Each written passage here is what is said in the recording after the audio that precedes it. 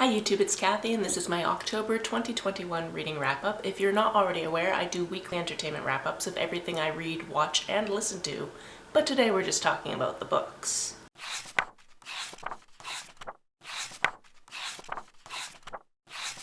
Can you tell I didn't breathe during that intro? I could tell I didn't breathe during that intro. Oh, autumn on the west coast. I miss the sun. Can we have it back, please? I'm going to start with the nerdy hardcore stats and charts and then get into what I read. Also, I put chapter markers in all my videos, so if you want to skip around to different things that you want to see specifically me talk about a certain book, that's down below. If you want to skip the stats, that's down below. I think they're cool, they're not for everyone. While you're on your way down there, you might want to check that you've clicked that subscribe button as well as the bell icon so you are updated when I post. At least in theory, because we know these things don't always work. In October, I read 18 things for a total of 4,984 pages. That takes into account converting audiobook minutes to pages, so 2,355 of those pages were actually about 67 hours of audio. The age breakdown for these books was 12 adult books, 5 YA books, and 1 middle grade book. I read 13 novels, 3 novellas, 1 poetry collection, and 1 graphic novel. This month, the biggest chunk of what I read was horror, followed by fantasy, mystery thriller, nonfiction, historical fiction, and poetry. If you adjust my page count, the pie slices don't change all that much. Most of these books were from the library, but I also used this TBR as a chance to knock out some books from Kindle, NetGalley, and 1 from the publisher. I read 7 audiobooks, 7 ebooks, 2 hardcovers, and 2 paperbacks. About half of my books were in the 300 to 399 pages range, and everything was published in the last decade or so. The majority of these books were written by female authors, with a few male and non-binary authors. Almost all of the protagonists were female. In terms of setting, the US continues to dominate, as well as reads set in Australia, other worlds, Canada, Denmark, and the UK. In terms of diversity of subject matter, over a quarter had none of note, but the rest hit a lot of different topics. In terms of star ratings, this month I had 2 3-star reads, 3 3.5-star reads, 8 4-star reads, 4 4.5-star reads, and 1 5-star read. Let's start with the lowest and work our way up to the highest, shall we? The first of my 3-star reads is a fantasy book called 8 Will Fall. This is about a girl who lives in a society where people with magic are looked down upon, and there's certain things around town to kind of damper their magic so they can't really use it. However, she's pretty powerful and she's actually a little bit resistant, and she's been working up her magic. One day, the Queen's Guard comes and captures her, and she thinks that she's going to go away for prison for something she sort of did, but shouldn't be that big of a deal. But really, it's because the Queen wants to send 8 people underground to look for this mythical king that's been trapped under there for a very long time, because reasons. The reason I was excited to read this is because a lot of it takes place underground in caves, and I used to be a cave tour guide, so I figured that would be kind of cool. However, because this is a party of 8, and we really only know the bare minimum about her before they even go in, it was hard to really connect with the characters. It was also hard to remember which character was which, and then it was also difficult to care when things inevitably started happening to them because the book is called 8 Will Fall. If you're just looking for a quick action adventure and you don't really care about character development, this one isn't bad, but it wasn't my favorite thing I've ever read. My other 3-star read was Kathy Griffin's Celebrity Run-Ins, My A to Z Index by Kathy Griffin. This is a book I picked up for my very first library scavenger hunt, where you give me prompts, I go to the library, find a book I wouldn't have picked up otherwise that fulfills that prompt, and then I read it and tell you what I thought about it. I'm aiming to do about 1 of these a month, so if you want to give me a prompt, check out that first video and leave it in the comments there. As for this book, it's exactly what it says on the tin. She's just basically talking about a bunch of different celebrities she's run into during her lifetime, as she is an actress as well, and then just telling you little tidbits of stories about her run-ins with these people. A lot of it has to do with her just giving them shit because she is a comedian and that's what she does. Some of her humor is not my favorite, some of it punches down, that type of thing, but she has also lived a really interesting life and actually knows a lot of people that you would probably also like to know if you were living a different experience. So this was entertaining enough, but I didn't really know much about her going into it, and therefore, because I wasn't like a big fan of hers already, this wasn't really written for me, which is fine. It was still entertaining, it just wasn't exactly for me. However, the prompt for my very first library scavenger hunt was a book with your name in the title, and that is incredibly difficult to do, so here we are.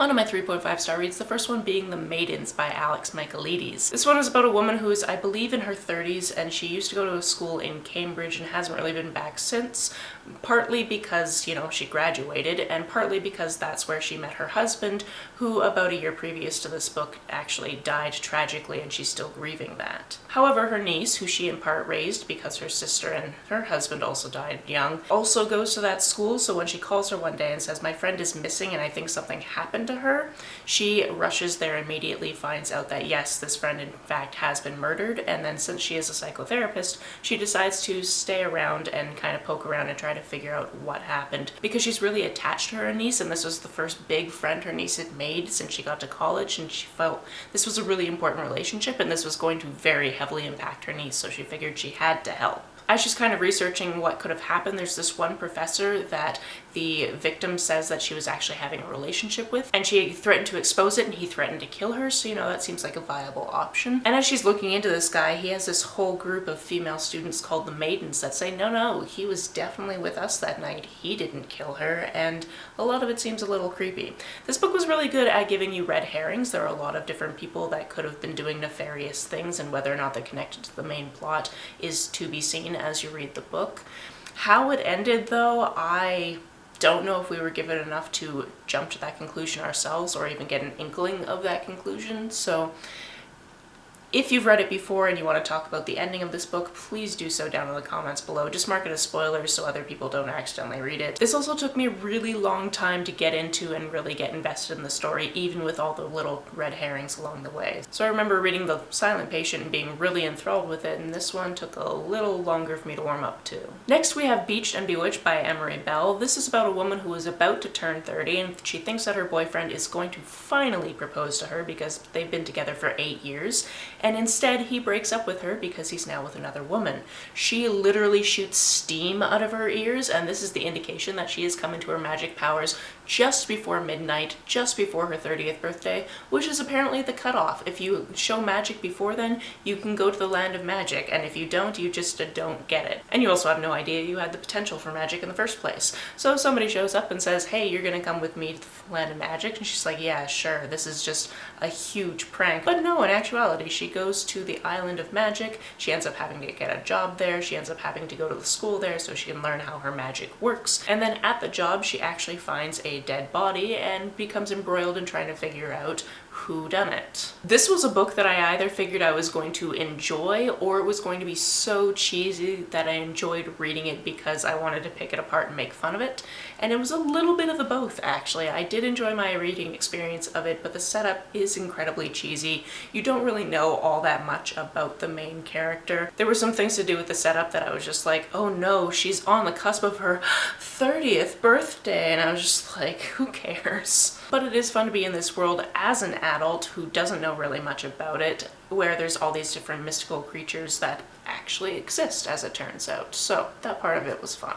This is also the first in, I think, an 8-book series, and I think it would be really easy to just tear through this paranormal cozy mystery series. This month I also read Summer Suns by Mandelo. This is about a man whose best friend has recently died, and people say it was suicide. That's what it was officially ruled. However, he knows that his best friend would never have done this, so he's going to where his best friend recently moved to so he can move into his house because he's inherited it, and then also move into his friend circle and try to figure out what happened. He and his best friend also shared one very important trait, which is that they can sometimes see ghosts. And this stems from a terrible shared experience in their past. So the book obviously gets into that. I won't tell you exactly what happened because that's a reveal along the way. But it's in part because of this thing that they don't talk about, because he doesn't want to talk about it, that he kind of has this inkling that his friend didn't decide to die. Additionally, it is worth noting that there are queer characters in this story, and there are some queer realizations along the way. By the end of this story, I really enjoyed it. However, this was another book that was kind of a slow start for me, and the very first time that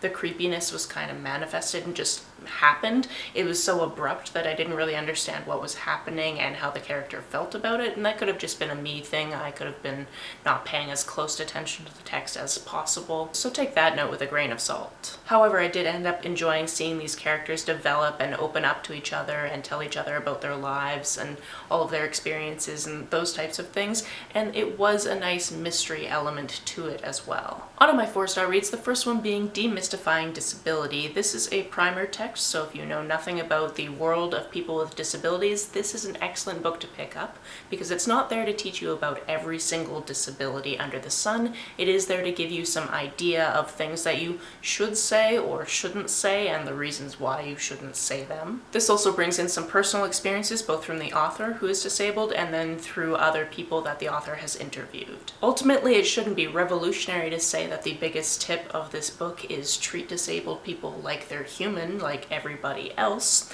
However, for some people that does seem like a big revelation, so take that as you will. The rest of the book is also very interesting. That it did actually teach me a couple of things, even though I have read books previously and I do have some experience with people with disabilities. Next we have The Halloween Moon by Joseph Fink. This was the middle grade book I read this month, and this is his first middle grade release. You might know that name from Welcome to Night Vale and Alice Isn't Dead, and that's why I picked up this book, because I love his writing. I love that he does creepy and weird type of things, and I wanted to see how he would do it as a middle grade book. Our main character in this book loves Halloween. You might think that you love Halloween, but she lives and breathes Halloween. Her birthday party, which is halfway through the year, is a Halloween party, and then her parents are like, by the way, now that you've had your bat mitzvah, you probably shouldn't go trick-or-treating this year, and she ignores them, and then once Halloween rolls around, they're like, yeah, you're not going trick-or-treating, we already discussed this. She's like, this is a travesty. I have to lie to my parents and sneak out to go trick-or-treating. So with the help of her best friend, who she might be developing romantic feelings for,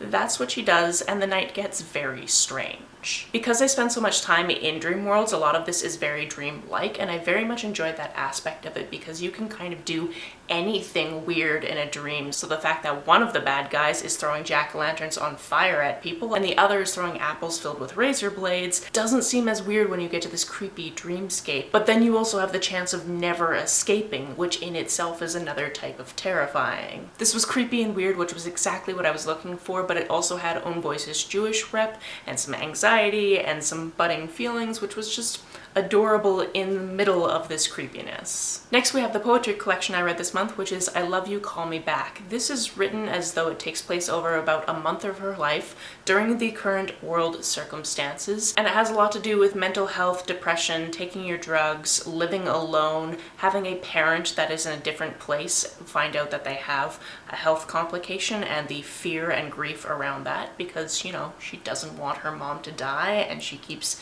Googling about aneurysms and whether or not her mom is just going to die one day, and yeah, that can be very stressful. A lot of this poetry was very raw and very much in her feelings and discussing things about her mental health, so go into it treading lightly if that is a trigger for you. And there were a few different places through the book where I really enjoyed the turns of phrase. Next we have The Tenant by Katerine Engberg. I believe this one was originally published in Swedish. I think that was the original language, and it's been translated to English, obviously. This is a book that starts out with a little old man getting up in the morning, realizing he's making his coffee, he's going through his normal routine, and he needs to take the garbage out, so he goes down his steps, and there's girls that live kind of below him, and he's going down the hallway and doesn't realize their door is open and kind of falls through it, which is terrible because now he's got possibly a busted hip, and also there's something under him and it's uncomfortable, and as he moves he realizes it is a corpse. From there we're introduced to our main character, who is a detective who is recently divorced and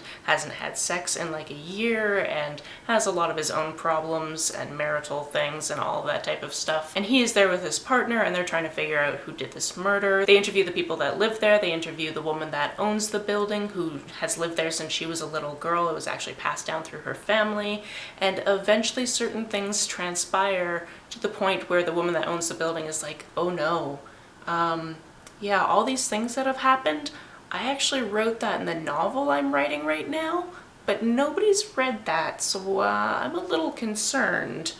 I don't know what's happening. Being a mystery thriller, there's a lot more twists and turns to it, but I'm obviously not going to tell them all to you because that takes the whole fun out of it. But I am a little bit of a sucker for the plots that involve somebody writing something and then that something actually happening. Next, I finally got around to reading Bird Box by Josh Malerman. I also watched the movie and I feel like the book was better. I know that we often say that, but because I finished the book and then immediately watched the movie, I was able to see a bunch of things that I was like, but this part of the book was so good and it has nothing to do with this movie, and just don't do that to yourself. Have some space between the two and you'll probably enjoy both of them for what they are. I'm not saying the movie was bad, I'm just saying that it changed a lot of things for no reason. If you've never heard about this before, this takes place in a world where something has happened, kind of an outbreak, kind of like what's happening in our world, except for when people are infected with what's happening in this, they go mad and they end up wanting to do harm to others and then ultimately also to themselves. Apparently this is transmitted through seeing something. We don't know what the something is because if our main character saw it, obviously that would be the end of our main character. This kind of takes place in the past, in the present. In the present, she's got 2 children and she's trying to get them to a safe location. In the past, she gets herself to this safe house with all these other people. It's all about them living together and how to survive this whole situation. The book was more detailed, had a lot more nuances, more time for little creepy interactions between different people and different circumstances, whereas obviously the movie is sped up because you only have so much time in a movie. I also, to this day, cannot believe that people thought it was a good idea to do the Bird Box challenge, which was a bunch of people just driving around with blindfolds, which just... Are these the same people eating Tide Pods? Like, I just don't understand humanity sometimes. My other 3 4-star reads were all part of the same trilogy, which is the Eva Trilogy by J.M. Wilde, or you might also know them as Jen Wilde. This trilogy, as you might guess, is about a girl named Eva. She works at a diner with her friends, and she shows up there one Saturday morning, and there were kind of nobody outside on the streets when she was going to work, which was weird because, you know, Saturday morning, but I guess everybody is still sleeping. And they open up the diner and, you know, nobody's really there until this man stumbles in, and he's not looking so great. He probably needs medical attention, but he's just yelling at them to get him his breakfast, so they do that, hoping that he will just leave. But then he falls on the floor dead, and then he comes back and attacks them. What follows is a zombie apocalypse road trip story that I found highly entertaining, full of action. I would love to see this trilogy adapted into a movie because it was just so much fun. There's these characters just wanting to still be good people even in these current circumstances and just trying to figure out how to survive, where they can go to do that, whether or not it's happening everywhere, not having any contact with anyone outside their immediate circle. This was just so much fun. I highly suggest reading this series. It was excellent. On to my 4.5 star reads, the first one being Displacement by Kiku Hughes. This is a graphic novel about this girl who goes to San Francisco with her mother to try to find her grandparents' house that they had before they were put in the Japanese internment camps. While she's there, something weird happens, which she ends up calling displacement, which is she sits down and then suddenly she is transported in time and space to a different place. And then she comes back out of it pretty quickly and she's like, well, that's weird. Maybe I was just dreaming, sitting up on this park bench.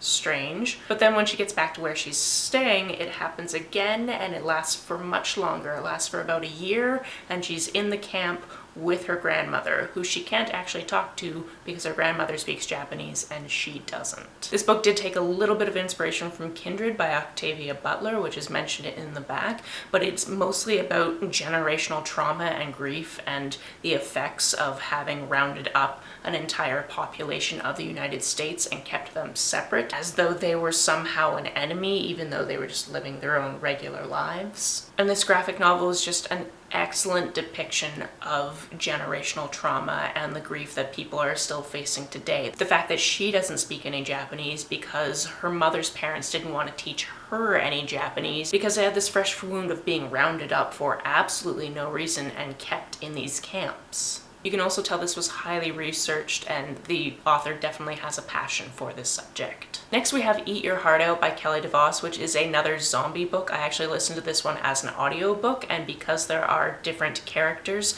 that you get the perspectives of, you get different voice actors, which I always love. This is about a group of people that have been sent, mostly against their will, to a fat camp, and right at the beginning, before the book even starts, the author talks about how this is satire and how fat camps are terrible places and they should not happen, and you can tell throughout the writing that that is the basic message that is trying to go on. There are some characters who are fat phobic, but their minds are kind of changed along the way, which I loved to see. Also, our first character, it just does not want to be there, knows she shouldn't have to go to this foolish place, but is being forced to go by a step-parent. It's the middle of winter, and when they get there, they see something kind of strange, like a creature running in the woods. What exactly is that? But everybody who works there is like, no, it's fine, we're tracking it down, it's okay. And eventually they're gated into this compound and all hell breaks loose. An element of this book I found highly entertaining is one of the characters really loves horror movies and movies in general, and she kind of knows the tropes of who's going to die during a horror movie, and she has kind of